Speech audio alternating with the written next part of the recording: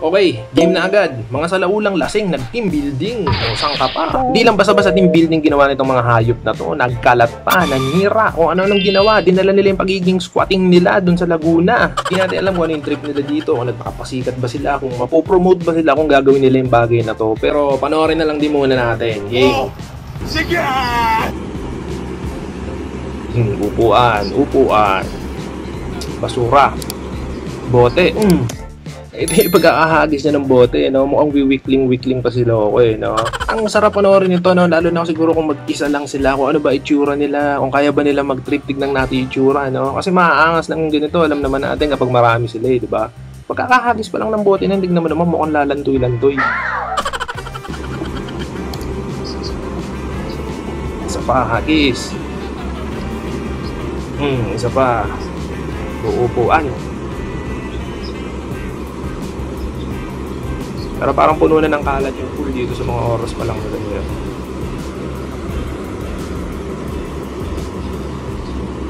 Wow! Ang lakas! Galing ha?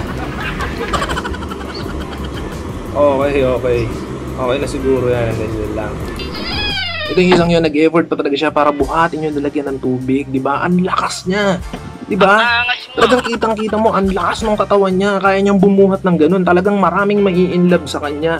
Pag napanood yung video na yan, pagkakaguluhan siya ng mga babae. Kasi nakita kaya niyang bumuhat ng ganun, diba? Sa itsura niyang yan, no? Ang lakas niya.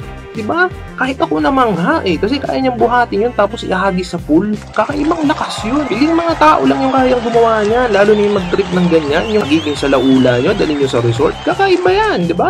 Sila lang ang may kayang gumawa niyan. Ganyan mag-team building ang mga squatting. Kaya sabi ko kanina, no, nakaka-excite tignan kung ano itsura nitong mga to, no? Kapag kayong solo lang sila. Ito yung mga malamang pag nakakasalubong mo sa daan, mukhang tatahitahimik, hindi kayang gumawa ng kalokohan, pero pag kumpulan na sila, ayan na yan, napakaangas niya mga yan, kaya nila lahat gawin, di ba? Kahit manira, ganyan, mambaboy ng resort, kaya nila lahat gawin niya, basta sama-sama sila, tulong-tulong, o yan, tulong-tulong kayo ngayon. Tulong-tulong kayo ngayon kung paano yung babayaran yan, tsaka haharapin yung kahihiyan na ginawa nyo. Dapat matanggal sa trabaho tong mga to Di ba team building nila to? Siguro naman sa mga oras na to, baka napanood na yan ng kumpanya na pinagtatrabahuhan nila. Kung ako ho sa inyo, ma'am sir, tanggalin nyo na ho yung mga yan. Kahihiyan ho yan sa opisina nyo. May salaula na mga squatting ho na nagtatrabaho dyan sa inyo. Tanggalin nyo na yan. Huwag nyo bigyan ng back pay yan.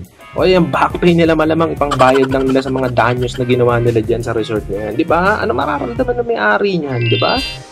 Nag-rent lang kayo dyan, baka feeling nyo, nabili nyo na yan, ha? Maiki-swimming lang kayo, hindi nyo yan. Nung nga muna ako, nakaka-high blood ako. Oh! Sige! Diba, unang-una, yung pagiging squatting, huwag nyo nandaling sa ibang lugar.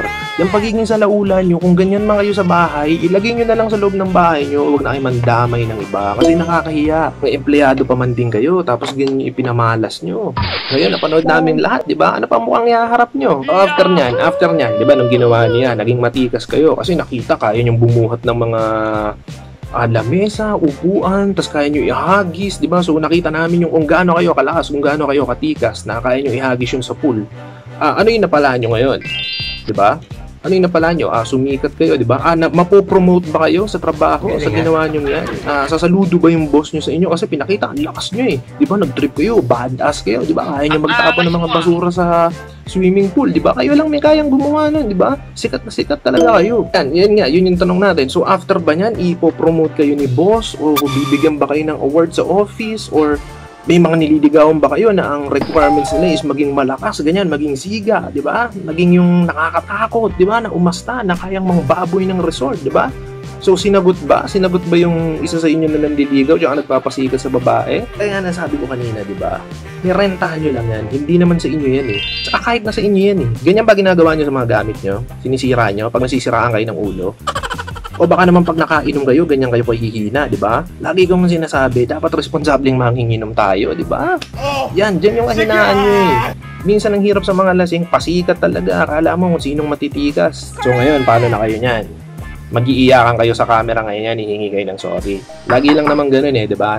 Maganda niyan, papanood niyo yung video na yan sa nanay nyo, kaya sa mga magulang nyo, tapos sabihin nyo, Nay, Tay, ito na ho kami ngayon, di ba? Antikas po namin, sikat na po kami, kaya namin mambaboy ng resort, di ba? Ganon. Nay, Tay, ito na po kami, yung pinalalaki nyong mabait ngayon, ito na, naging malakas na, naging siga na po. Yan yung mga gusto niyo natang papuring matanggap nyo kaya nyo ginagawa yung mga yan, di ba? So, pinupuri namin kayo, ang gagaling nyo, mga salaula kayo. Pero dito maiba lang ako, hindi ko naman sinisisi, pero isa sa mga nakita ko is bakit wala rin bantay itong resort na to, di ba? Although may CCTV sila, pero dapat din kasi merong isang tao o dalawa o kahit ilan yan, dapat may nilalagay rin kayo na bantay sa mga ganyan. Kasi lalo na yan, alam nyo na magiinuman, tas marami sila, grupo, hindi naman din natin alam kung ano gagawin yung mga yan kapag nandiyan na sa loob, di ba?